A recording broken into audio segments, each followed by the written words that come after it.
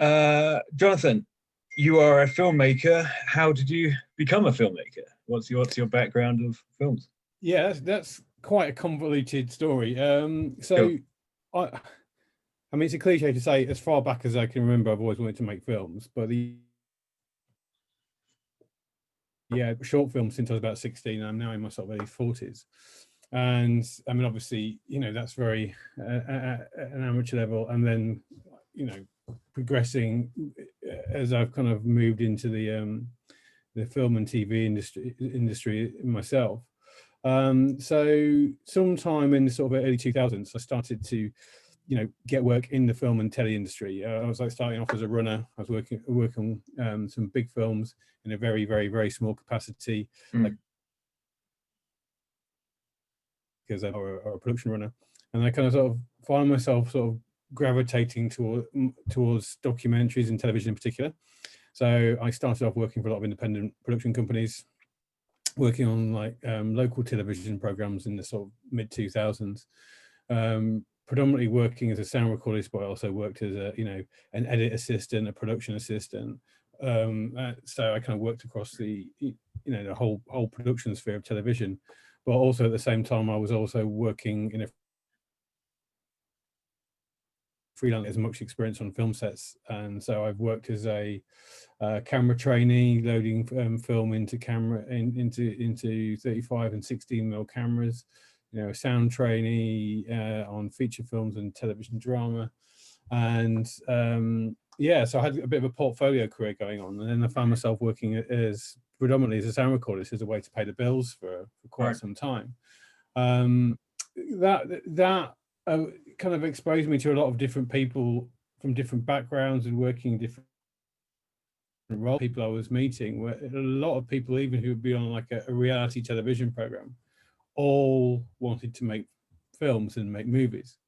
So you make friends, you meet like-minded individuals, and start hatching plans. And so I always kind of had one eye on making my own sort of drama or my own sort of like feature, narrative features, like a lot of people in the industry. So just started going out where become a DP. We start making shorts, which are universally terrible, and some of which will never see the light of day. But you start making these sort of initial experiments started to give us a bit of confidence. So it was sort of like late 2000s that I started to produce shorts, whilst having this kind of almost parallel career working as a sound recordist. And I was producing short films for the then UK Film Council scheme, digital short, Right. New filmmakers really cut their teeth, where they give a pot of money to writer directors to go and make a sort of no more than 15-minute feature film. I think the budgets, if I remember rightly, range from £7,500 to 10,000. And I think there was even one which was 15,000, which is quite a lot of money for a first-time film. Sure. So I produced 3 for Screen East, which is the regional screen body for where I'm based. I'm based in Norfolk. Sadly, that doesn't exist anymore, like the UK Film England and the BFI, about sort of 10 years ago. But it was a real good sort of time in a way for me, because I was able to sort of like cut my teeth as a producer, actually working with a real budget. Okay, it may only be £7,500, but still it was real money given to me by a funding body, working with executive producers, working with script editors, and working with like casting directors, and working with the writer director from pre-production all the way through to post-distribution. It was a really good experience, for myself to sort of learn on the job as a producer about how short films were made from the ground up, but also how the festival circuit worked, which is quite important, because that's something which over the last 10 years in particular has had an exponential growth. There's a lot more film festivals now. Yes, there is. Than there was 10 years ago, and not all of them are worth your time as a filmmaker to actually try to submit.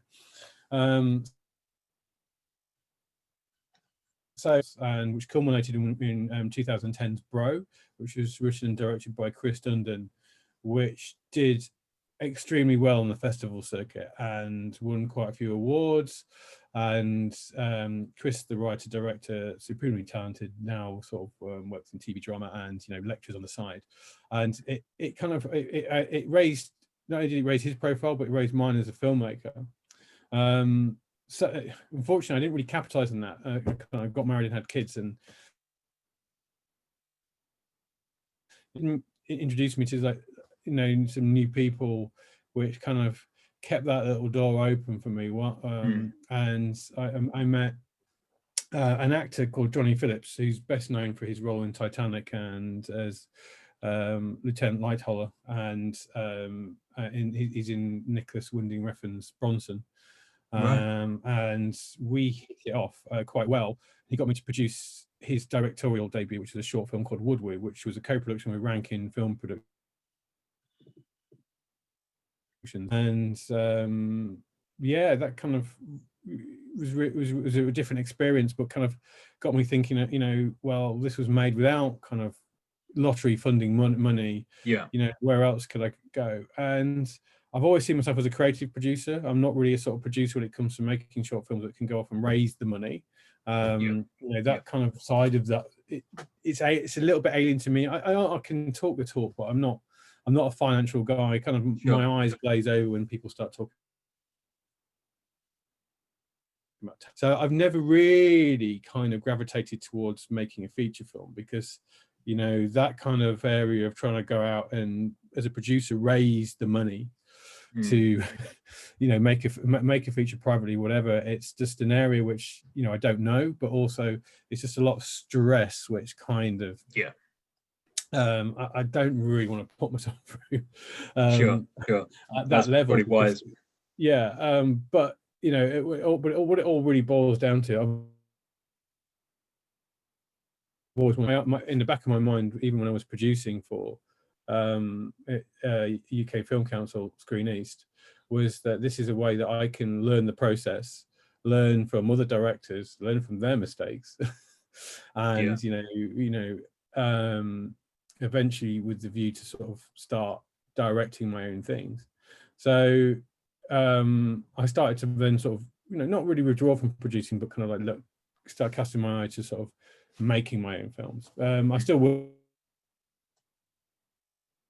We've got a couple of other projects with me attached as a producer, which we're hopefully going to shoot next year, 2021. Global pandemic pending, of course. But over the last sort of 4 years, I've really been more concentrating on my own work as a director, which kind of happens quite slowly when I've got kind of. Sorry, that's okay.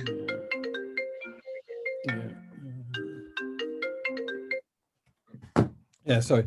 So the last 5 years I work as a director, which happens a lot slower when I'm kind of juggling a tandem career, working in TV production and helping my wife raise 2 kids. Sure. That kind of balance is a lot. It's been quite difficult to sort of achieve.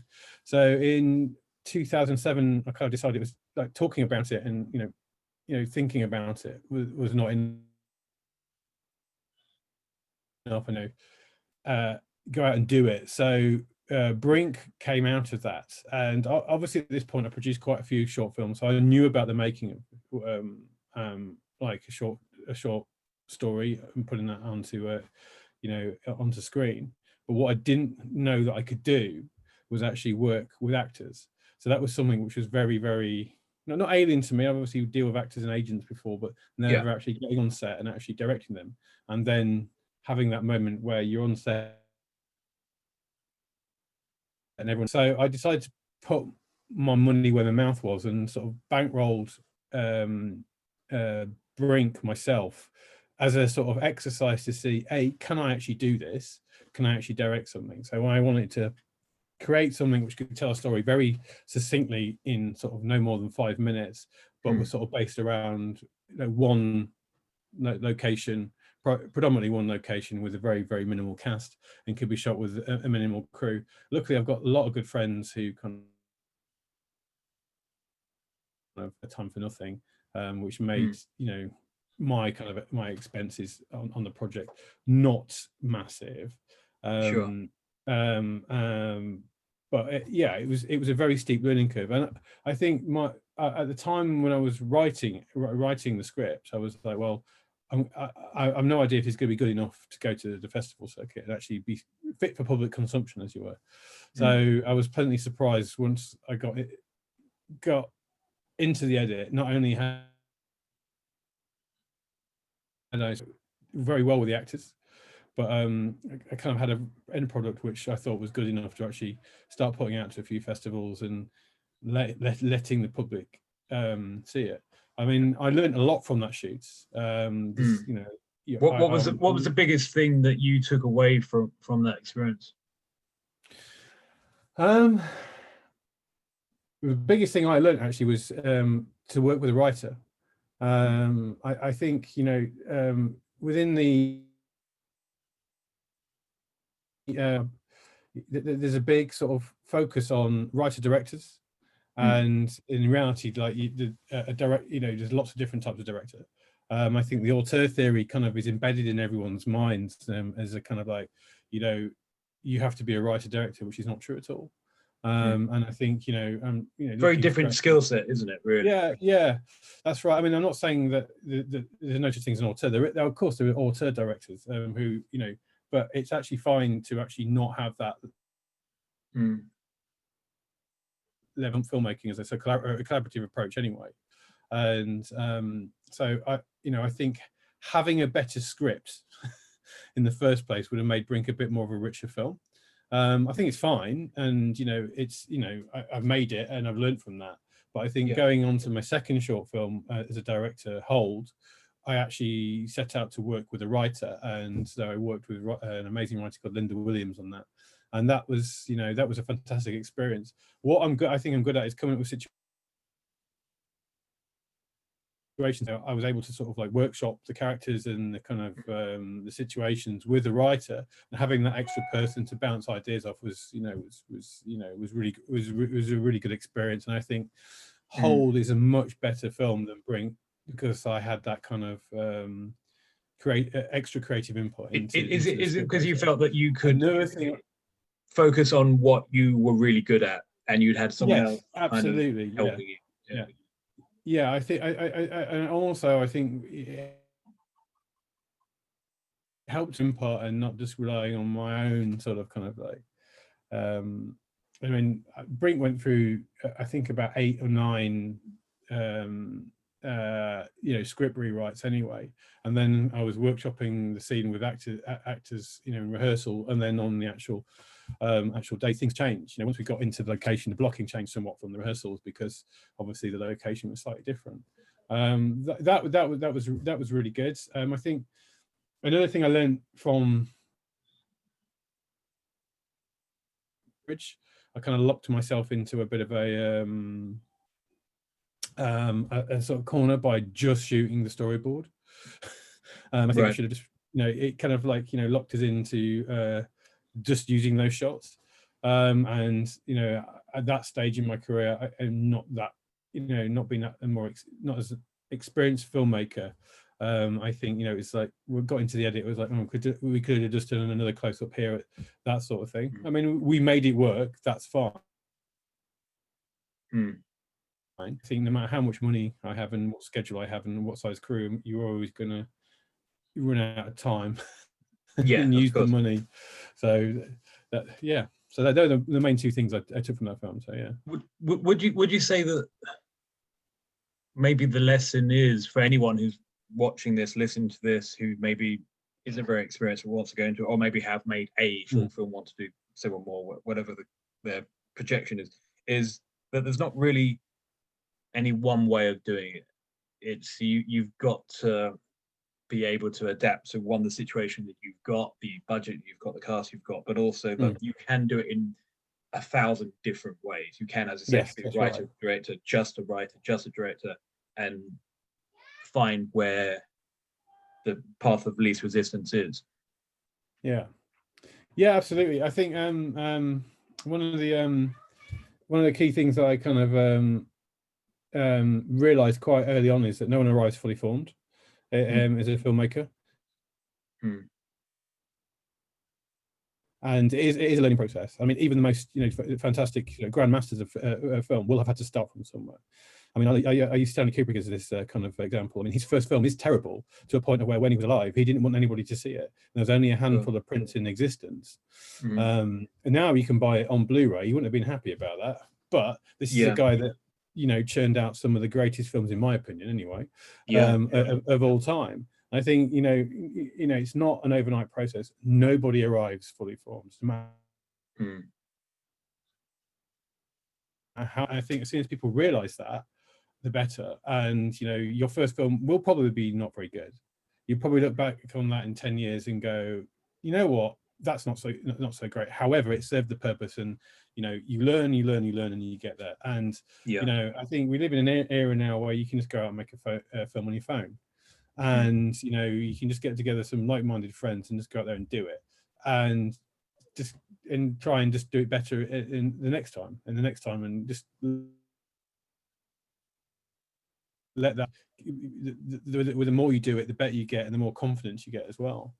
Sure. So what's lacking in filmmaking today, do you think, from the indie point of view, from the small, be it short films or independent feature films? What isn't being done, in your opinion? Yeah, that's a very good question. I think from a filmmaker's point of view, I think it's very easy to get wrapped up in the technology, very easy to get sort of like obsessed with the technical side of it, when really the story is getting sort of neglected a bit.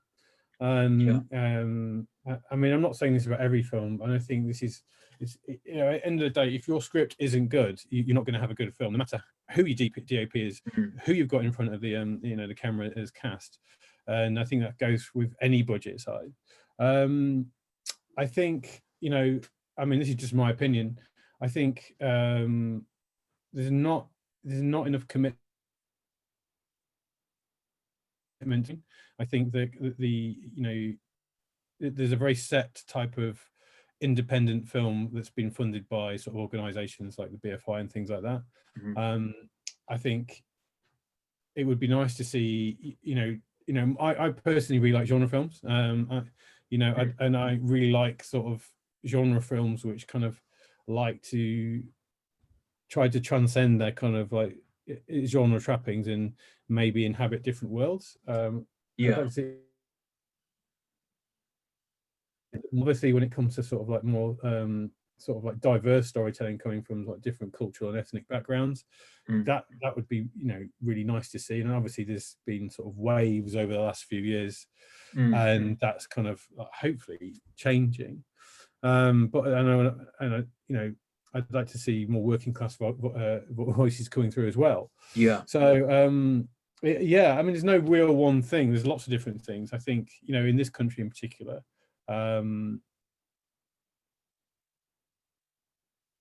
we point, but I'm always amazed that when you sort of read about sort of independent films not really making much money.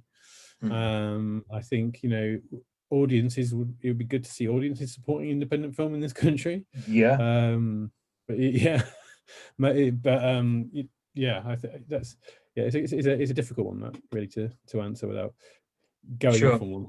No, it is, and it's no one seems to have a definitive answer. But I think what you've just said is pretty good, and I hear it quite a few times when I ask people. And story. It's all about the story, and if you've got a story or not. Yeah, I just think script, and your film starts with a script, not what lenses you're going to be using. And I think I'm guilty of this as well. It's very easy to get wrapped up into the overall look of something, and you spend ages crafting something which looks amazing, but ultimately if an audience can't connect with what's on screen, try to make believable characters, stories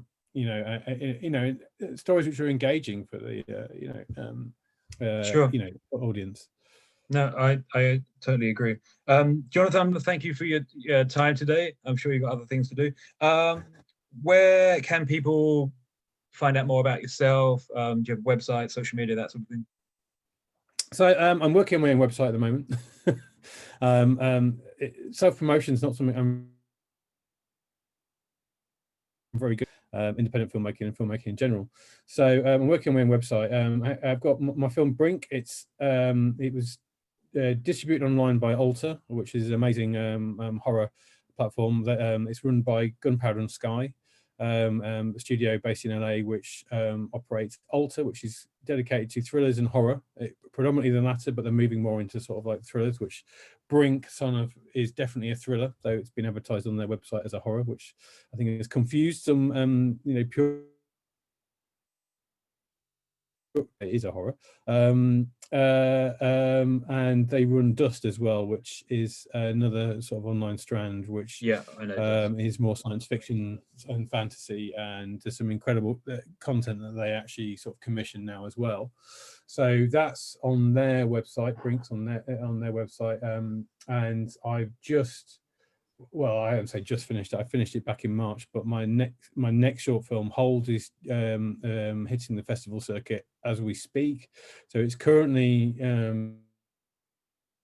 these festivals have stopped. So it's been screened at the Norwich Film Festival, Derby Film Festival, and the Fall Film Festival in Derry, which are all online this year, because of obvious reasons, which is actually working really well. And I was very kind of like nervous about this, because obviously, part of the experience of having a short film in a film festival is actually being able to go there, see it on the big screen, the networking, etc. Sure. But actually, it's been really good watching short films from. So that's doing the rounds, and hopefully there's a lot more festivals to come for that, and that'll hopefully go online next year. So sure. Well, we would like to BRINK and Hold, have it as well, if that transpires. yeah, absolutely. No, that's brilliant. Thank you very much.